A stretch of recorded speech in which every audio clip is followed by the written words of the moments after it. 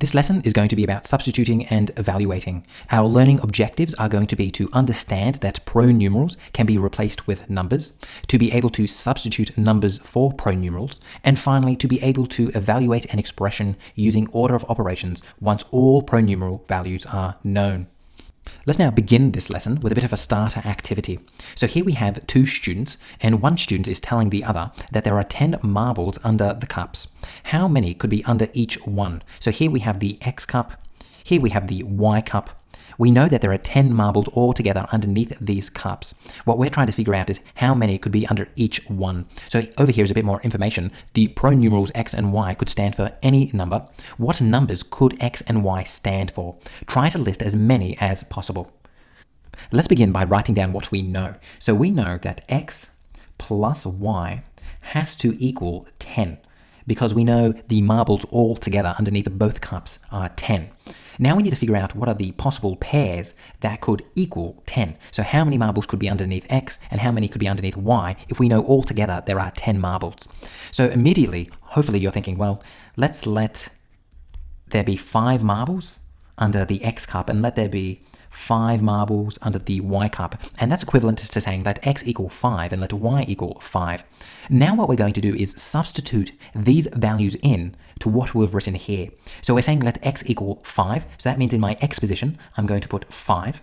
And then in my Y position, I'm going to put 5. So I'm going to plus 5 here. And we know that's going to work because 5 plus 5 is 10. What are some more possibilities? Well, what if we let there be 8 marbles underneath this cup? Well, that would be the same as letting X equal to 8. And that would mean there would have to be 2 marbles underneath the Y cup, which is the same as saying Y equaling 2. We're now going to substitute these values into the X and Y position. So that's going to be 8 plus 2 equals 10. Now, obviously, there's going to be a lot more possibilities that we could list, but hopefully you understand the idea of substituting in. So here we let X equal 5, we let Y equal 5, and then what we did, if I was to grab another color here, is we said put this 5 into the X spot, and then put this 5 into the Y spot. And then we did the same thing over here. So that's the whole idea of substitution. Let's now talk about some formal definitions of substitution. So to evaluate an expression or to substitute values means to replace each pronumeral in an expression with a number to obtain a final value. Once an expression contains no pronumerals, evaluate using the normal order of operations, BIDMAS. So let's now give this a go. So here we have, given that t equals 5, evaluate the following. So we have t plus 7. So the first thing that I'm going to do is substitute. So I'm going to sub in t equals 5. So that means I'm going to put this 5 into this t spot right here. So it's going to be 5 plus 7. Having done that, we're now going to simply evaluate. And remember, evaluate is just a fancy way of saying answer it. So 5 plus 7 is 12. So notice that we got our answer by doing 2 steps. We first substituted and then we evaluated. So let's now follow those same steps to answer my next question. So the very first thing that I'm going to do is sub in t equals 5. So that means I'm putting my 5 into this t spot here.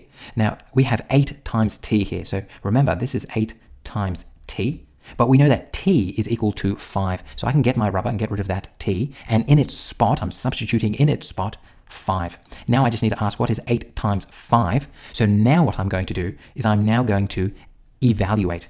Evaluate. 8 times 5 is 40. So that will be my answer. Let me give that a circle right there.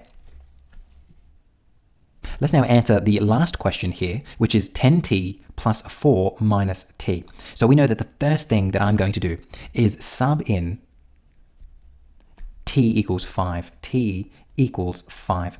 So what I'm going to do is every time I see a t in my expression, I'm going to put a 5 in its place. So I'm subbing 5 in for t.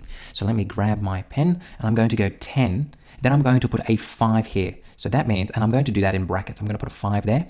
And the reason why I'm putting them in brackets is that's just convention. When I know that it's going to be 10 times 5, it's just a nicer way to put it in brackets rather than putting that times 5. Because remember, in algebra, we don't really like putting that multiplication symbol.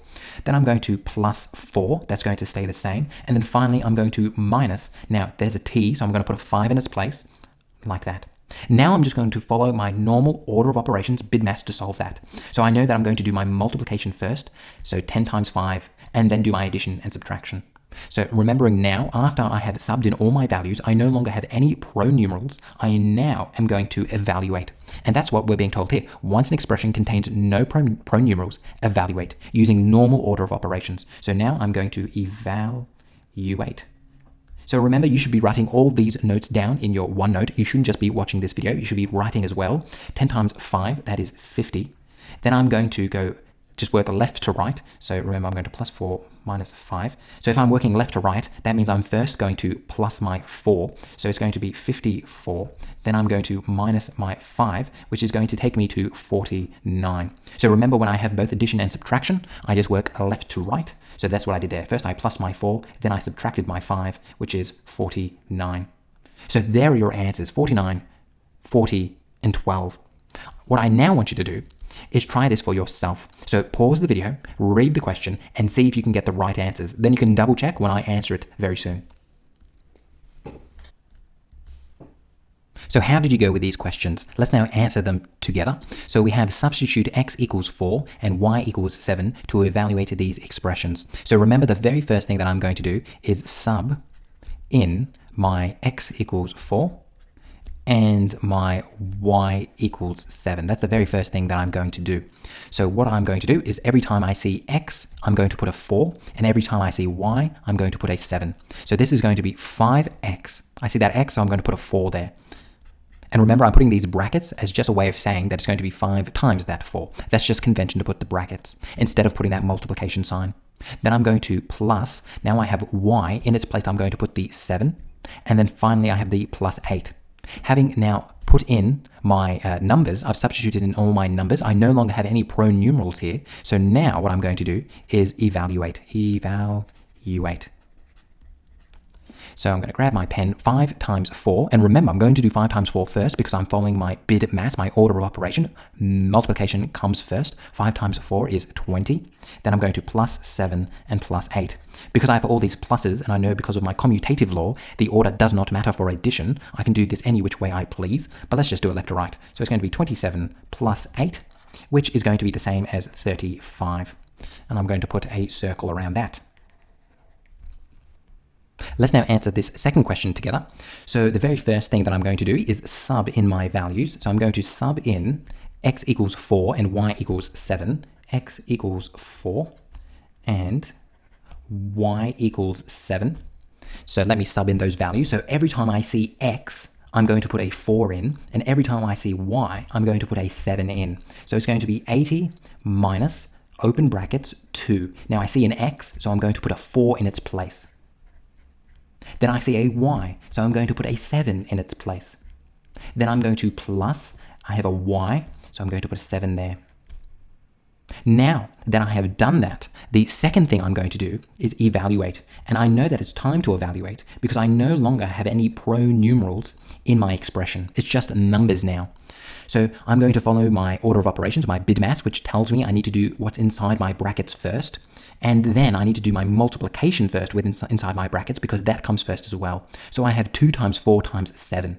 So remember, I don't have to put in that multiplication sign. I still know that it's 2 times 4 times 7. Remember that multiplication is commutative, so it doesn't matter which order I do them in. So if I do 2 times 4, I know that is 8. Then 8 times 7 is 56. So I could rewrite this as 80 minus 56 plus 7.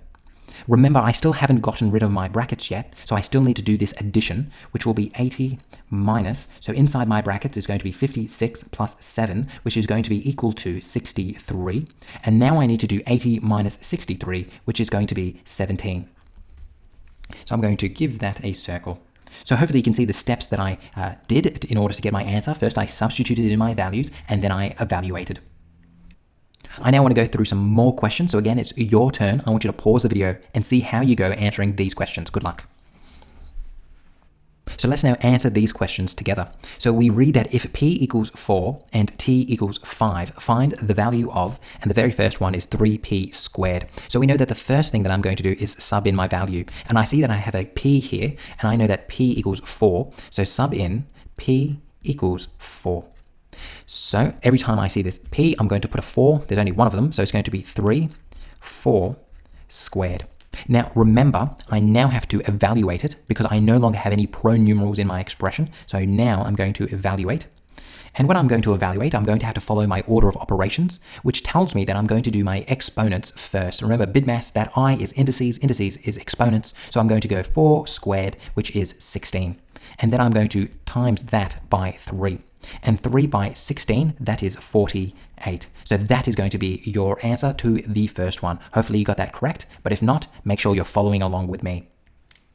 Let's now answer the second question of t squared plus p cubed. So the very first thing I'm going to do is substitute in, and here I have both a t and a p. So I'm going to have to look at both of these when answering this question. So I'm going to sub in t equals 5, and also p equals 4. P equals 4. So let's now sub in those values. So into my t position, I'm going to be putting 5 in there. So it's going to be 5 squared plus, and in my p position, I'm going to be putting in 4. So it's going to be 4 cubed.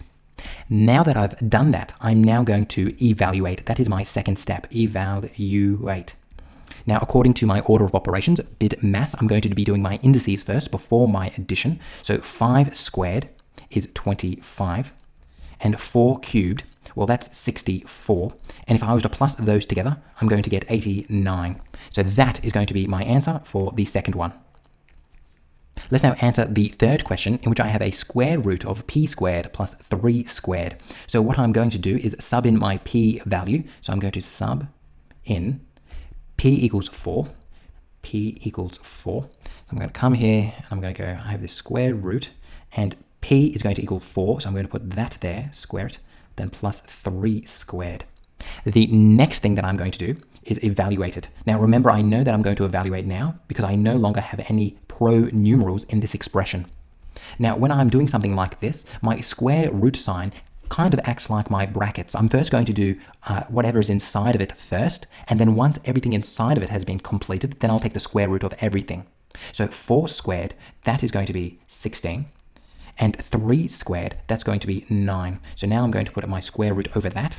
Now 16 plus 9, that is 25. And the square root of 25 is 5. So my answer to this third question is going to be 5. Last but not least, here's my fourth question, where I have 20 over t plus p. So yet again, I'm going to sub in. Now this time I have t and p, so it's going to be t equals 5. And my p equals 4. So now I'm going to sub those in. So it's going to be 20 over, my t value is 5. And then I'm going to plus my p value, which is 4. Now that I no longer have any pronumerals in my expression, I'm going to evaluate. I know that 20 over 4 is 4. Now I'm going to plus 4 to it, which is going to be 8. So my answer to the fourth one is going to be 8. Hopefully you got all those notes down. Let's now review what we've done in this lesson, which has been about substituting and evaluating. Our learning objectives were to understand that pronumerals can be replaced with numbers. Hopefully you can all give that a tick. Secondly, to be able to substitute numbers for pronumerals. Hopefully you can give that a tick. And finally, to be able to evaluate an expression using order of operations once all pronumeral values are known. And hopefully, again, you can give that a tick. Hopefully this lesson was helpful to you, and now you understand substituting and evaluating. You may now complete your homework for this topic.